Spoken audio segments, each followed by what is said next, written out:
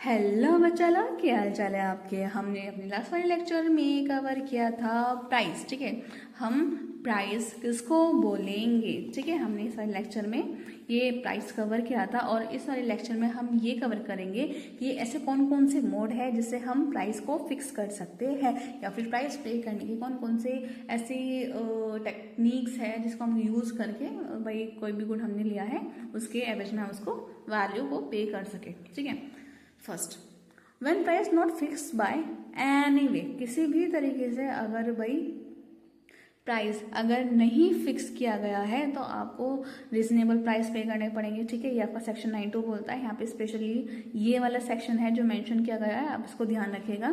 ठीक है, reasonable price पे करने पड़ेंगे, मतलब जो मार्केट में चल रहा होगा या फिर जो मतलब जेन्युइन हो उस गुड्स के लिए वो आपको पे करने पड़ेंगे। और प्राइस में फिक्स इन कॉन्ट्रैक्ट्स। ठीक है, अगर आप चाहो तो जो प्राइस है वो अपने कॉन्ट्रैक्ट में फिक्स कर सकते हो as per section 9(1). As per section 9(1) अपने कॉन्ट्रैक्ट ऑफ सेल में आप प्राइस फिक्स कर सकते हो। एंड अगर आपको भाई कोई और प्राइस फिक्स भी करना है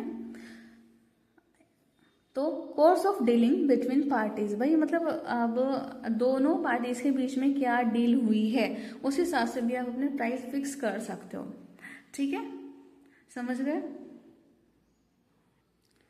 इसका मतलब ये है कि आप चाहो तो इसमें कॉन्ट्रैक्ट ऑफ सेल के अकॉर्डिंग अपना फिक्स कर सकते हो, या फिर आप दोनों पार्टीज अपना मिलके जो आपस में चाहे वो वाला प्राइस फिक्स कर सकती है। ठीक है, next, if price to be fix by third party, अगर कोई भी थर्ड पार्टी ऐसी है जो प्राइस फिक्स करने में हेल्प कर रही है या फिर प्राइस फिक्स कर रही है according to section 9(2), according to section 9(2) shall specify the name of third party. आपको कॉन्ट्रैक्ट में अपने जो आपने कॉन्ट्रैक्ट किया है भाई दूसरी पार्टी के साथ, उसमें इस वाली पार्टी जो ये वाली थर्ड वाली पार्टी है जो प्राइस फिक्स करने में हेल्प कर रही है, आपको उसका नेम स्पेसिफाई करना होगा।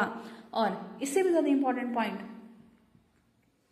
If third party fail to fix, भाई आप दोनों आपस में मिलकर फिक्स कर नहीं पा रहे हो प्राइस क्या है, थर्ड पार्टी को आपने बुलाया, थर्ड पार्टी भी नहीं कर पा रही है, तो क्या होगा, क्या वो कॉन्ट्रैक्ट होगा? नहीं होगा। या फिर किसी तरह से अगर आपने कॉन्ट्रैक्ट कर भी लिया तो वो क्या होगा, वो कॉन्ट्रैक्ट वॉइड होगा, क्योंकि इसमें से एक पार्टी क्या कह देगी, भाई मैंने तो कहा नहीं था इसको ये वाला प्राइस रखने के लिए। समझे या नहीं समझे?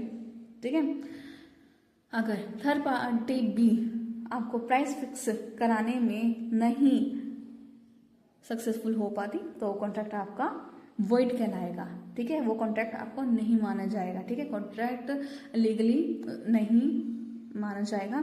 और अगर इसमें ये भी कंडीशन आ गई कि बट गुड्स ट्रांसफर, पर आपने भाई गुड्स ट्रांसफर कर दिया, गुड्स ट्रांसफर कर दिए, थर्ड पार्टी फिर भी नहीं सक्सेसफुल हो रही है आपका प्राइस फिक्स कराने में, तो यू हैव टू पे रीजनेबल प्राइस। ठीक है, अब आप कहेंगे कि मैम कई बार ये वाला reasonable price reasonable price reasonable price आ रहा है हर जगह।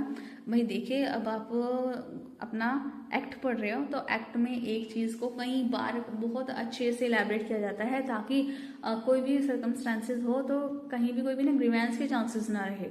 ठीक है, कोई भी अगर कंफ्यूजन है तो एक्ट पढ़ के उसको आराम से सॉल्व कर दिया जाए। तो एक टर्म के रिगार्डिंग भी काफ़ी सारे पॉइंट्स एक्ट में दिए होते हैं। ठीक है, next, if third party make any default, जो थर्ड पार्टी अगर कोई भी डिफॉल्ट करती है, ठीक है, कोई भी डिफॉल्ट करती है, तो जो डिफॉल्टेड पार्टी है इसका मतलब ये है कि जैसे भाई मान लीजिए दो पार्टीज है, ये वाली पार्टी बोलती है कि हम थर्ड पार्टी बुलाएंगे, ये वाली पार्टी ठीक है बोलती है कि मजबूरी में ओके, और बीच में जो ये आई आपकी थर्ड पार्टी, इसने कर दिया डिफॉल्ट, तो इसने कहा था ना थर्ड पार्टी बुलाने के लिए, इसने डिफॉल्ट किया है, ये तो है जिम्मेदार, पर इसके साथ ये वाली पार्टी भी जिम्मेदार होगी। ठीक है, इसके साथ ये वाली पार्टी भी जिम्मेदार होगी। समझे? ठीक है गाइस, सो आई होप आपका आज का लेक्चर समझ आया होगा। हम अपना नेक्स्ट लेक्चर देखेंगे कि भाई ऐसे कौन कौन से प्रिकॉशंस होने चाहिए जो आपको अपने प्राइस फिक्स करने के टाइम पे ध्यान रखनी चाहिए। ठीक है, सो गाइस मिलते हैं आपसे नेक्स्ट लेक्चर में। Till then thank you and take care.